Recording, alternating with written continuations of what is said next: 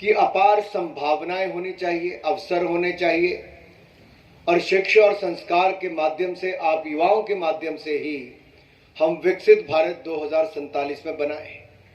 तो ये अमृत महोत्सव से लेकर अमृत काल की ये यात्रा जो है, भारत को 2047 में विकसित देश बनाने के लिए, जैसे मोदी जी ने अगले 5 वर्षों में भारत को $5 ट्रिलियन इकोनॉमी बनाने का संकल्प लिया है। अब कई बार देखने में लगता था $5 ट्रिलियन की इकोनॉमी भारत क्या इतनी जल्दी बन सकता है, लेकिन जरा 2 वर्ष पीछे जाकर देखिए, आपने तो यह भी सोचा नहीं होगा कि हम 11वें नंबर की अर्थव्यवस्था थे। मात्र 4-5 वर्षों के अंदर हमने इंग्लैंड को पछाड़कर दुनिया की 5वीं सबसे बड़ी अर्थव्यवस्था भारत बन गया है। और ये उस समय हुआ जब देश और दुनिया कोविड-19 पैंडेमिक की महामारी से जूझ रहा था। दुनिया के देशों की जनसंख्या कम हो सकती है, लेकिन 140 करोड़ के भारत में यह केवल महामारी की चुनौती नहीं थी, केवल पैंडेमिक की चुनौती नहीं थी, यह भूखमरी के लिए भी एक बहुत बड़ी चुनौती थी। तो एक और 140 करोड़ लोगों का पेट भरना, दूसरी ओर आपदा से बाहर लाना। मैं हरियाणा में खड़ा हूं तो हरियाणा के किसानों का भी आभार प्रकट करता हूं, देश के किसानों का भी, जिन्होंने पैदावार करने में कहीं कमी नहीं छोड़ी। इस आपदा के समय भी देश के अनाज के भंडार भी भरे। तो देश की सरकार ने अनाज के भंडार को खोलकर 80 करोड़ लोगों को 2.5 साल तक मुफ्त में अनाज देकर उनकी मदद करने का काम किया है। तो नरेंद्र मोदी जी की सरकार ने किया है। आज दुनिया के सामने अनाज का एक बहुत बड़ा संकट है, और यही नहीं, दुनिया के छोटे छोटे देश भी अपना वैक्सीनेशन का प्रोग्राम नहीं कर पाए, because they were dependent on other countries. They were not self-reliant. They had to look at others to import the vaccine and get the vaccination process done. It was Prime Minister Modi who had a vision, and I was part of that program when we were facing the pandemic. कोई दिन ऐसा नहीं जाता था मैं, निर्मला सीतारमण जी और Amit Shah ji, prime minister Modi के साथ मीटिंग ना होती हो आपदा के समय। और हम लोग उस समय कि देश को पैकेज कैसे दिया जाए, कोविड-19 के समय सबसे पहले प्रधानमंत्री अन्न योजना लेकर आए, फिर उद्यमियों के लिए 5 लाख करोड़ रुपए का पैकेज लेकर आए, जो बैंकों से उनको पैसा मिला बगैर अपनी जमीन घर गिरवी रखे। आज तक कभी हिंदुस्तान में नहीं हुआ, उस समय हमने करके दिया। हमारे उद्यमियों ने और व्यापारियों ने भी अच्छा काम किया। तो आज भारत दुनिया की सबसे तेजी से बढ़ने वाली बड़ी अर्थव्यवस्थाओं में पहले नंबर पर आकर खड़ी हुई है। ये हमारी बहुत बड़ी उपलब्धि है मेरे भाई और बहन। कभी जीएसटी कलेक्शन 1 लाख करोड़ नहीं पहुंचती थी, लेकिन आपदा के समय से लेकर आज तक वो 1.5 लाख करोड़ जाती है। कैसे हुआ ये सब? निर्णय ऐसे किए गए कि आज से पहले की सरकारों ने अगर स्पेस सेक्टर को खोल दिया होता तो जो दिन हमने अब देखा है शायद आज से 30 साल पहले देखने को मिल गया होता। आज जब आप अपनी गाड़ी चलाते हो, बाइक चलाते हो या कार भी चलाते हो, या किसी की गाड़ी में बैठते जो ओला ऊपर से लेके बाकी सब चलाते हैं, तो गूगल मैप पर आप जाकर जो देखते हैं, ये भारत का कोई भी युवा विकसित कर सकता था, लेकिन स्पेस सेक्टर उसके लिए खुला नहीं था। मोदी जी की सरकार ने आपदा के समय स्पेस सेक्टर को खोला। तो 2 हफ्ते पहले आपने देखा हमारे हिंदुस्तान की एक कंपनी ने रॉकेट को रीलॉन्च करके दुनिया भर की कंपनीज के उसको जो रिक्वायरमेंट थी उसको लोड करके भेजा है। ये हिंदुस्तान ने करके दिखाया, प्राइवेट सेक्टर में करके दिखाया है, बड़ी सफलता के साथ करके दिखाया। हम आज केवल मंगलयान की बात भी करते हैं। कब हुआ? इसी सरकार के समय हुआ। जहां पर हम कल तक सोचते नहीं, हम उस क्षेत्र में आगे बढ़ रहे हैं। हम भारत के युवाओं की पोटेंशियल की बात तो करते हैं, लेकिन कि जो 2014 से पहले नहीं था, मात्र 8 वर्षों में भारत के युवाओं ने, जब मोदी जी की सरकार ने स्टार्टअप्स के लिए नई योजना लेकर आए, तो युवाओं ने करके दिखाया है। एक नहीं, 110 स्टार्टअप्स आज यूनिकॉर्न का दर्जा प्राप्त कर गई है, यूनिकॉर्न का दर्जा प्राप्त कर गई है। हम दुनिया में 85,000 से ज्यादा स्टार्टअप्स आज हिंदुस्तान में है और 110 स्टार्टअप्स यूनिकॉर्न बनने के बाद हम दुनिया की तीसरी सबसे बड़ी स्टार्टअप कंट्री है। ये अपने आप में हमारे लिए बहुत बड़े गर्व की बात है मेरे भाई और बहनों, ये युवाओं की एक बहुत बड़ी उपलब्धि है। आप चाहे एक कंपनी को देखिए, दूसरी को किसी का नाम लेना उचित नहीं होगा, लेकिन वो कौन युवा है? कोई 25 साल का है, कोई 30 साल का, कोई ज्यादा से ज्यादा 35 वर्ष का है। और उन कंपनियों के साइज देखिए, कोई 50,000 करोड़ की कंपनी है तो कोई आज 1 लाख करोड़ की कंपनी हो गई है। कितने वर्षों में? पिछले 7-8 वर्षों में ये अपार संभावनाएं खोल दिया है। और अभी तो 5G टेक्नोलॉजी लॉन्च करने का काम मोदी सरकार ने किया है। अगले 1 वर्ष के आप अंदर देखोगे इंटरनेट ऑफ थिंग्स की बात करें, आर्टिफिशियल इंटेलिजेंस की बात करें, और जो एक और सेक्टर बहुत बड़ा खुल रहा है, AVGC, animation, visuals, graphics, gaming, comics, इसके कारण देश भर में करोड़ों लोगों को रोजगार के अवसर खड़े होंगे। आज भी कंटेंट हब भारत बनने जा रहा है। दुनिया भर के लोग यहां आकर फिल्म शूटिंग से लेकर पोस्ट प्रोडक्शन तक के काम करते हैं।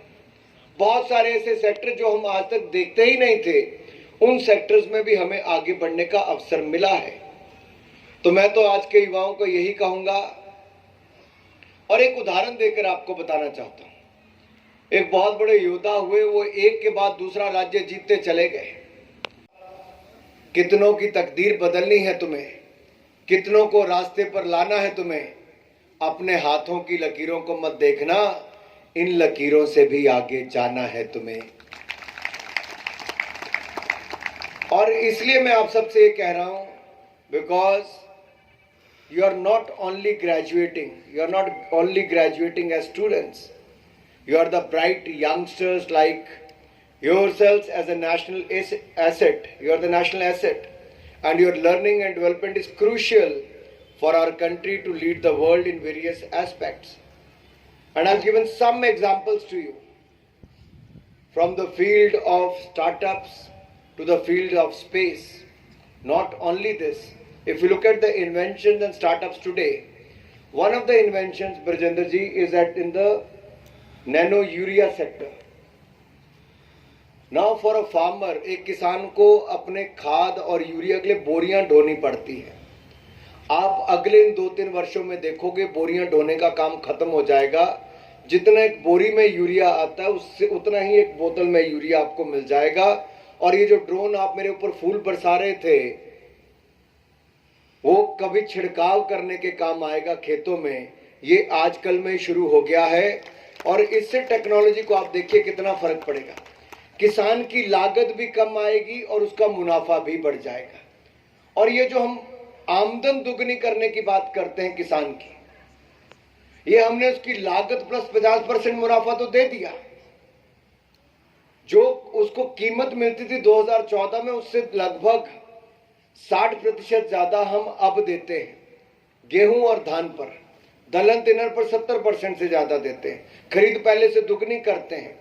और अब एग्रीकल्चर इंफ्रास्ट्रक्चर फंड के माध्यम से लगभग 1 लाख करोड़ रुपए हम खर्च करने जा रहे हैं, ताकि खेतों के पास ही वैल्यू एडिशन के लिए उसकी आत्मनिर्भर भारत की बात करते हैं, तो ये आपके लिए बहुत सारी एक्साइटिंग अपॉर्चुनिटीज खोलता है, एक अवसरों के द्वार खोल देता है। क्योंकि आज दुनिया भर की बड़ी से बड़ी कंपनीज, ये अगर मैं एप्पल फोन की बात करूं, आईफोन की, तो ये हिंदुस्तान में बनता ही नहीं था, लेकिन दुनिया के सबसे प्रीमियम टेक्नोलॉजी में गिना जाता है। आपदा के समय भी अगर दुनिया के बड़े बड़े प्लांट्स कहीं पर आए, तो उनमें ये एप्पल वाले भी यहीं पर अपनी मैन्युफैक्चरिंग करने हिंदुस्तान आ गए हैं। ये अपने आप में दिखता है कि भारत किस दिशा में आगे बढ़ रहा है। यही नहीं, हमने आपसे बातचीत करने के लिए कि युवाओं के मन में क्या चलता है, तो पुनीत जी, हमने युवा संवाद शुरू किए हैं। मैं देश भर में कम से कम 750 युवा संवाद कर रहा हूं, ताकि हम युवाओं से दो तरफी बातचीत कर सकें। इनके मन में क्या है, ये अगले 25 वर्षों में अपने भारत को कहां ले जाना चाहते हैं? मैं तो विकसित भारत देखना चाहता हूं, लेकिन आप अपनी डिग्री लेकर अपने लिए रोजगार स्वरोजगार के अवसर तो खड़े करेंगे। कौन सा ऐसा एक क्षेत्र आप चुनते हैं जहां पर आप समाज में बदलाव देखना चाहते हैं? आपको अगर कहीं गंदगी दिखती तो क्या आप गंदगी मुक्त भारत देखना चाहते हो? तो आप आगे से गंदगी नहीं फैलाएंगे। आप हफ्ते में कोई एक दिन देकर कुछ घंटे क्या स्वच्छता अभियान चला सकते हैं?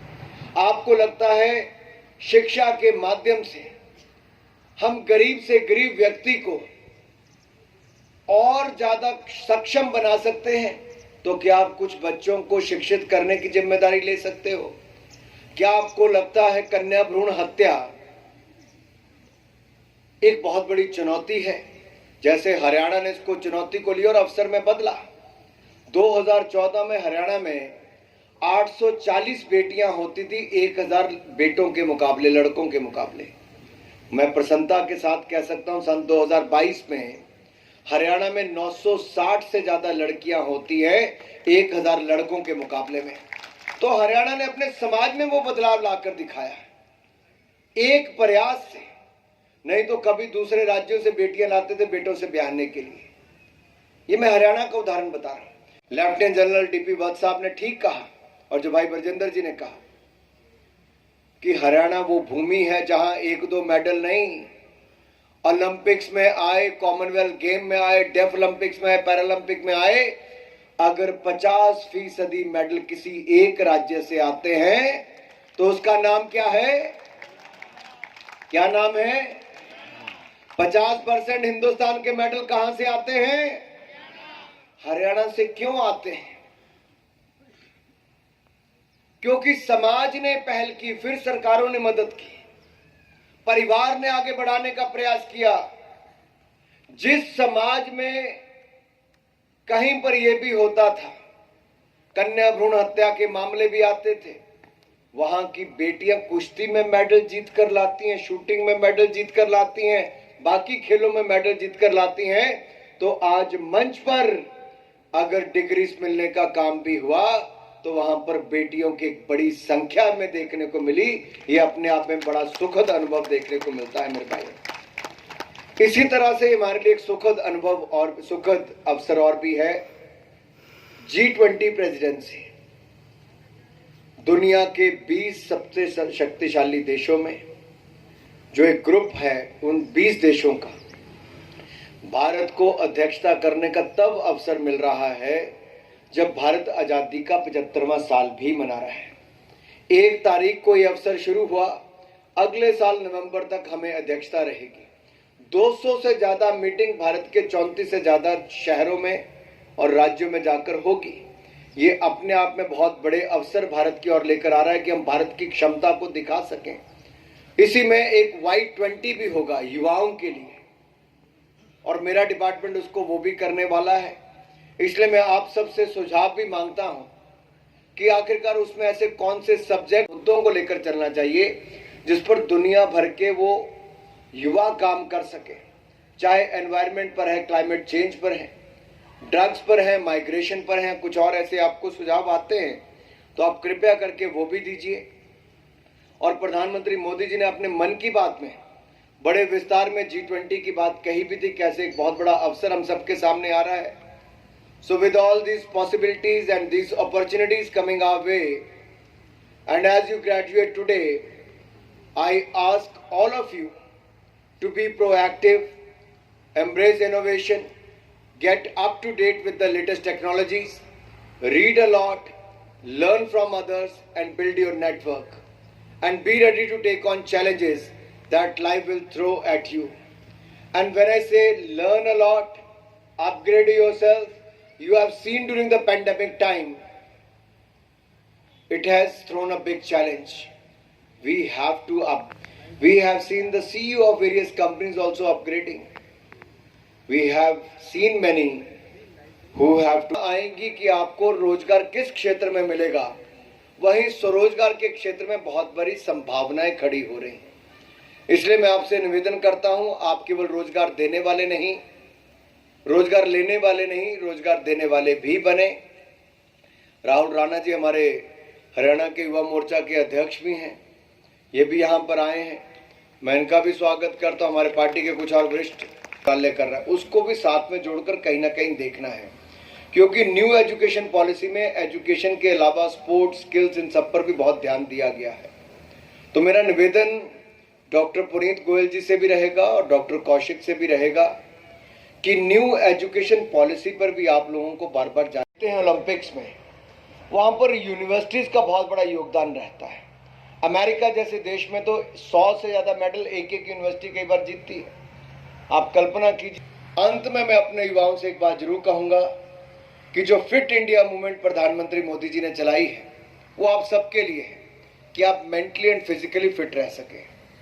योग की बात करूं, हजारों वर्ष पहले भारत को योग मिला, लेकिन दुनिया को योग देने का काम और 21 जून को अंतर्राष्ट्रीय योग दिवस मनाने का काम अगर किसी ने किया है तो वो भी प्रधानमंत्री नरेंद्र मोदी जी ने करने का काम किया।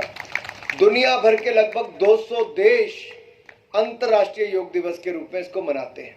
और दूसरा, फिट इंडिया मूवमेंट में हम फिट इंडिया फ्रीडम रन भी करते हैं, आप भी कर सकते हैं आज़ादी के 75 वर्ष मनाने के लिए। और युवा से मैं इतना ही कहूँगा, फिटनेस का डोज आधा घंटा रोज। ये आधा घंटा अगर आप अपने लिए निकाल लेंगे तो जीवन भर फिट रहेंगे। आज तो दो डॉक्टर बैठे हैं, डॉक्टर डीपी वत्स, डॉक्टर कमल गुप्ता और डॉक्टर पुनीत गोयल, तीसरे भी जुड़ गए भाई। तो डॉक्टर्स तो हैं, लेकिन इनकी जरूरत कम पड़े तो उतना अच्छा है। और ये तब पड़ेगी जब आप आधा घंटा फील्ड पर लगाएंगे घर के अंदर। आजकल तो एक्सरसाइजेज ऐसी ऐसी कि आप कमरे में योग करें या कोई और एक्सरसाइज करें। मैं बार बार इस बात को इसलिए कह रहा हूं मित्रों, ये आपदा के समय वही लोग अपने आप को बचा पाए ज्यादातर जो फिजिकली फिट थे, जिनका इम्यूनिटी लेवल अच्छा था। इम्यूनिटी लेवल अच्छा होना चाहिए और आपका फिटनेस लेवल भी अच्छा होना चाहिए। And pandemic has thrown again some light on day-to-day routine, how we can